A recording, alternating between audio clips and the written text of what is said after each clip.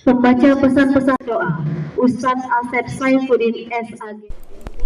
Memperingati Hari Pahlawan Nasional ke-78, pemerintah Kota Palembang bersama dengan Forkopimda dan para veteran melaksanakan upacara di halaman kantor Sekretariat Daerah Kota Palembang pada Jumat pagi 10 November 2023 dengan dipimpin langsung oleh PJ Wali Kota Palembang Ratu Dewa.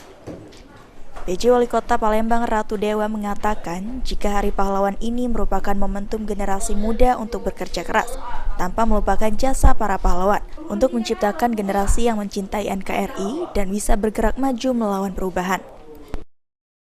Saya kira adalah momentum yang butuh kerja keras buat para pemuda generasi-generasi berikutnya. Tetapi jangan pernah lupa bahwa jasa para pahlawan yang luar biasa. Perjuangan mereka, merdeka atau mati, harus diisi dengan seluruh giat bekerja, berjuang, dan selalu mengisi untuk menciptakan generasi yang memang mencintai Negara Kesatuan Republik Indonesia. Sementara itu, salah satu veteran sekaligus PLT Ketua DPC LVRI Palembang, Kolonel Pur Kamaludin Ginting merasa sangat bangga masih bisa ikut memperingati Hari Pahlawan tahun ini.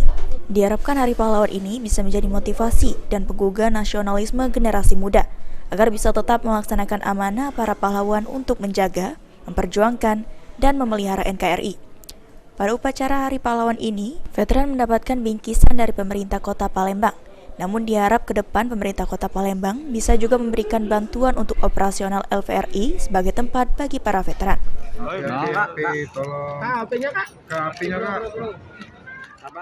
Nah, Hari Pahlawan ini sendiri sebagai motivasi dan penggugah kepada kita yang ditinggalkan ini, khususnya kepada generasi muda.